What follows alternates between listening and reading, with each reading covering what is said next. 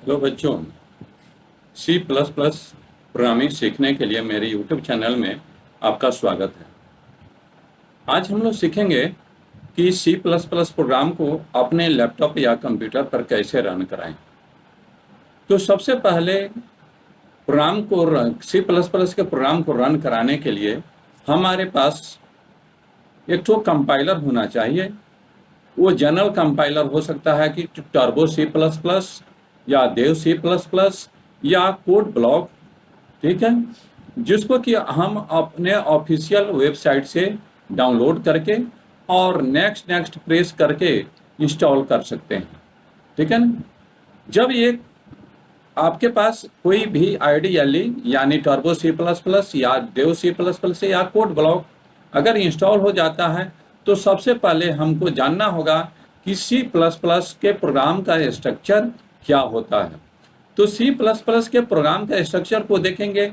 यहाँ पर देखिए, सबसे पहले एक डॉक्यूमेंटेशन होता है जो कि यहाँ पर ऑप्शनल है, ये इसको कहते हैं कमेंट लाइन। ठीक है ना। हम अपने प्रोग्राम के बारे में लिखते हैं कि वास्तव में प्रोग्रामिंग हम क्या करने जा रहे हैं, जिससे कि आपके प्रोग्राम को कोई भी देखेगा तो वो समझ जाएगा कि ये प्रोग्राम क्या कर सकता है। उसके बाद होता है प्री प्रोसेसर डायरेक्टिव। ठीक है ना। तो प्री प्रोसेसर डायरेक्टिव उसको कहते हैं जो कि हैश सिंबल से शुरू होता है। जैसे यहाँ पर इस प्रोग्राम में, जैसे सिंपल प्रोग्राम है, इसमें हैश सिंबल से ये शुरू हो रहा है, तो इसको कहते हैं प्री प्रोसेसर डायरेक्टिव। ठीक है ना। तो इसको लिखने के लिए सबसे पहले हैश का सिंबल देते हैं और इंक्लूड कीवर्ड्स लिखते हैं और एंगल ब्रैकेट के बीच में हम अपने हेडर फाइल का नाम देते हैं। ठीक है ना। उसके बाद जो डायरेक्टिव स्टेटमेंट के नीचे का और मेन फंक्शन के ऊपर का जो स्पेस होता है, यानी ये बीच वाला स्पेस होता है, इसको कहते हैं ग्लोबल डिक्लेरेशन। ठीक है ना। इसमें क्या करते हैं कि हम अपने प्रोग्राम के लिए वैसे रिसोर्स को डिफाइन करते हैं जो कि प्रत्येक जगह प्रोग्राम के किसी भी पार्ट में उसको यूज किया जा सकते हैं। ठीक है। इसको कहते हैं ग्लोबल डिक्लेरेशन, जो कि मेन और डायरेक्टिव स्टेटमेंट के नीचे होता है। और उसके बाद हम एटलीस्ट एक तो फंक्शन डिफाइन करते हैं, उस फंक्शन का नाम मेन होता है। चूंकि मेन नाम से कंपाइलर में डिफाइन कर दिया गया है, इसलिए हमको अपने प्रोग्राम के अंदर मेन फंक्शन एक तो डिफाइन करना होगा और वो भी मेन हमको स्मॉल में लिखना होगा। ठीक है ना। ज़्यादातर केसों में यहाँ पर सी प्लस प्लस में जितने सारे हेडर फाइल्स हैं या कीवर्ड्स हैं, आइडेंटिफायर्स हैं, ठीक है ना, वो जो भी है वो स्मॉल कैरेक्टर में लिखा गया है। इसलिए हम लोग ज़्यादातर प्रोग्राम को अपने स्मॉल कैरेक्टर में ही लिखते हैं। हमारे सिस्टम पर कोड ब्लॉक इंस्टॉल है। हम चलते हैं अब एक तो छोटा सा प्रोग्राम डेवलप करने। हम इसी स्ट्रक्चर को फॉलो करेंगे। आप भी अपना प्रोग्राम लिखिएगा तो इसी तरह स्ट्रक्चर को फॉलो कीजिएगा। ठीक है। सबसे पहले हम कोड ब्लॉक को ओपन कर लेंगे। वो कोड ब्लॉक ओपन हो रहा है।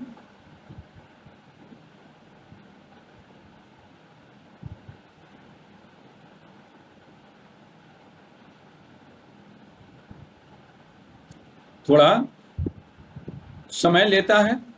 ठीक है ना। ये कोड ब्लॉक इंस्टॉल आ गया। अब इसके फाइल मेनू में जाते हैं और न्यू पर क्लिक करते हैं। न्यू के अंदर एक सब मेनू खुलता है और उसमें हम लोग एम्प्टी फाइल सेलेक्ट करते हैं। ठीक है। अब जैसे हमने बताया है कि सबसे पहले यहाँ पर क्या हमने बोला है कि डॉक्यूमेंटेशन कहाँ है ना। ठीक है ना। तो उसी तरह हम लोग अपना ये प्रोग्राम डेवलप करेंगे। ठीक है। यहाँ पर सबसे पहले डॉक्यूमेंटेशन होगा। तो डॉक्यूमेंटेशन शुरू करने के लिए हम सबसे पहले अपना एक आवर फर्स्ट प्रोग्राम हम लिख देते हैं। फर्स्ट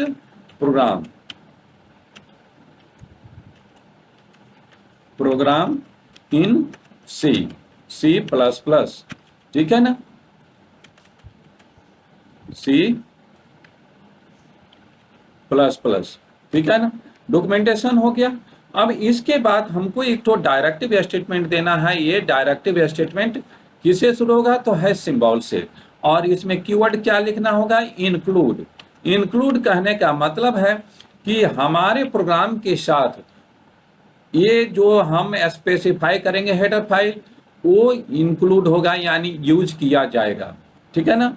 तो हमको क्या यूज करना है, सबसे पहले बेसिक जो जो हेडर फाइल होता है वो IO स्ट्रीम होता है, स्ट्रीम, ठीक है ना, .h, ठीक है ना, .h लिख देते हैं, ठीक है।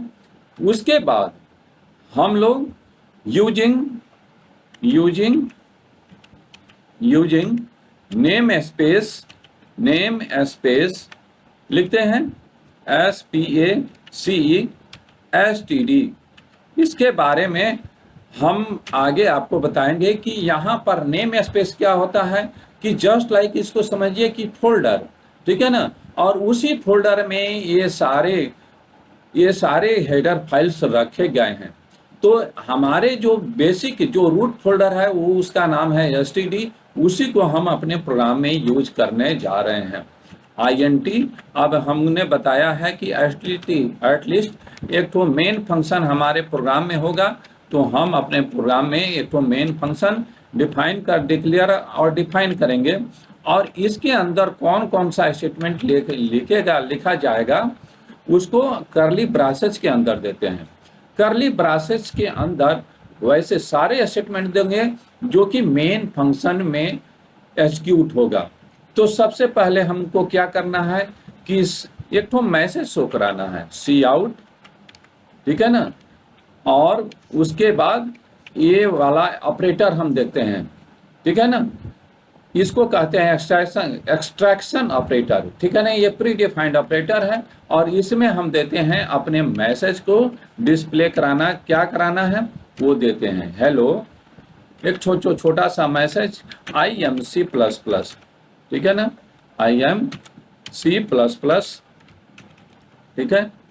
और हमको पता है जैसे सी में हम लोग सेमीकोलन से स्टेटमेंट को क्लोज करते थे, वैसे यहाँ भी क्लोज करते हैं। अब इस मैसेज को हमने शो करा दिया, और उसके बाद रिटर्न कीवर्ड लिख देते हैं, रिटर्न 0 लिख देते हैं, यानी जिसका मतलब है 0 का मतलब है कि हमारा प्रोग्राम सक्सेसफुली एग्जीक्यूट हो गया। अब इसको हम सेव कर देते हैं, कोई सा नाम दे देंगे, ठीक है ना, यहाँ पर लिख देते हैं डेमो नाम से, dem.c+pp, इसका एक्सटेंशन होता है C++ के प्रोग्राम का एक्सटेंशन होता है CPP। अब तो ये कंपाइल हो गया, सेव हो गया प्रोग्राम। अब देखिए यहाँ पर जितने सारे डायरेक्टिव स्टेटमेंट है वो ग्रीन कलर में दिए हुए हैं, और जबकि कीवर्ड्स जो हैं उसको आसमानी कलर में दिया हुआ है, यानी ब्लूइश कलर में दिया हुआ है, ठीक है ना। इस तरह से हम आप सेव हो गया। अब इसको कंट्रोल F9 से हम लोग कंपाइल करेंगे, ठीक है ना। यहाँ पर कुछ एरर दे रहा है, जैसे यहाँ पर अब जब यूजिंग नेम स्पेस यूज करेंगे तो यहाँ पर .h एक्सटेंशन हम लोग नहीं देते हैं, ठीक है ना, और इस तरह से हमारा प्रोग्राम कंपाइल हो गया है, ठीक है ना। यहाँ पर किसी तरह का मैसेज नहीं आ रहा है, ठीक है, किसी तरह का मैसेज नहीं आ रहा है, सक्सेसफुली कंपाइल हो गया। और इसको अब रन कराएंगे तो देखिए यहाँ पर हेलो IMC++ मैसेज शो कर रहा है, ठीक है ना। तो इस तरह से हम लोगों को, हमको उम्मीद है कि आपको C का प्रोग्राम रन कराने का अनुभव हो गया। फिर मिलते हैं नेक्स्ट क्लास में। धन्यवाद। आप हमारे चैनल को लाइक कीजिए, सब्सक्राइब कीजिए। धन्यवाद।